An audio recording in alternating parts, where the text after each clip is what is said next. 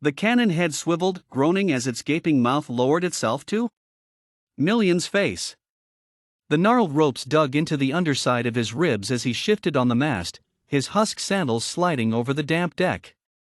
The captain slapped the top of the cannon affectionately. Her tricorn hat sat at a jaunty angle, and the screaming sword hung at her waist, silent. She turned to her prisoner, tracing the collar of her coal-colored vest. "Answer me this, stowaway," she said, "and?" Million tried in vain to sit up straighter. Her voice was liquid steel, smooth and dangerously low. "Do you have any doubt I won't blow your head off your body? Any at all?" "Several, actually." The pirate thoughtfully leaned her chin on her palm. "Do you now? Well then, what do you think will save you from me? The hand of the war god? A voice from the heavens? Or are you secretly Spiro reborn?" "Well said." "Million. I'm tied to your mast." "You'd hit the mast." "I'd hit the mast. I'd hurt my darling." The captain raised her arms to the sky in jubilation, her eyes closed and cheek bared in supplication. One beetle black peeked out. "Untie the prisoner. The decks need scrubbing." "Hop to."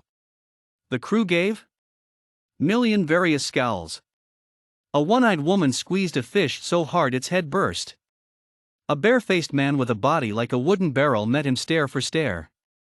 He lit a pipe, popped it into his mouth, and started to chew. A squat man with a spoon tied to his wrist in place of a hand scooped seaweed out of his soup bowl. Loud slurps filled the awkward silence. "Fine," the bear man grunted between crunches, flicking a gleaming butter knife from his sleeve. "I'll do it." The knife landed a hair away from Million's ear, and the ropes rolled off his body. He scooted away from the blade, scrambling to his feet. His smooth hand brushed off his white robe with the remnants of his dignity. The bear man picked splinters out of his teeth. "That's the last favor anyone'll do you. Better thank me proper, boy." "Thank you very much." The bear man scowled. Million pulled a coin from his breech pocket and tossed it to the bear man. "Thank you very, very much."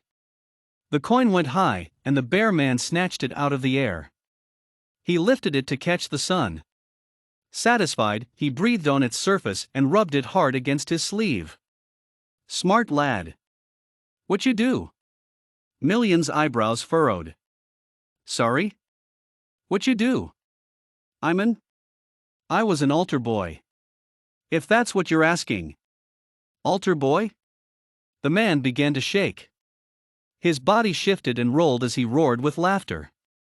"Har! Saint in the making, this one. Trying to catch Jesus walking on water, are you? Har! What are you called, holy man?" "Million." "You are canonized, saint?" "Million." The pirate ducked his bulk into a low, mocking bow. "I am your faithful servant, Mammoth Man Har." Million returned a weak smile, his eyes wandering to the shrinking stretch of land behind the laughing giant. "Forgive me." The crew of the motley minx quite soon forgot there was ever a time where Million wasn't there. His own brooding thoughts were often cut short by shouts of "Bless me with another pipe, and a bottle, Saint M, there's a good lad." His days filled with menial chores and crude teasing and pirates everywhere he looked. When the captain caught him staring northwards back where they had come, she clapped the boy on the back and bellowed, "Save the holy visions for after the deck's swabbed, altar boy." Mammoth Man cast him a reproachful glower. "Shouldn't dally." He put down the barrel of mead he'd been drinking from. "Not with the captain around, anyway. She's deceptively strong." Million's mop hit the deck with a wet splat. Its worn tendrils slid over the wine-stained wood. "I gets it from her godfather." "How do you know her godfather?" Mammoth Man raised a brow so thick it could be a normal man's mustache. "The church must have sheltered you like a babe. The tale goes that Soltaire's parents named the heathen god Nari as her godfather in jest. I suppose I wouldn't have heard anything about heathen gods in the church."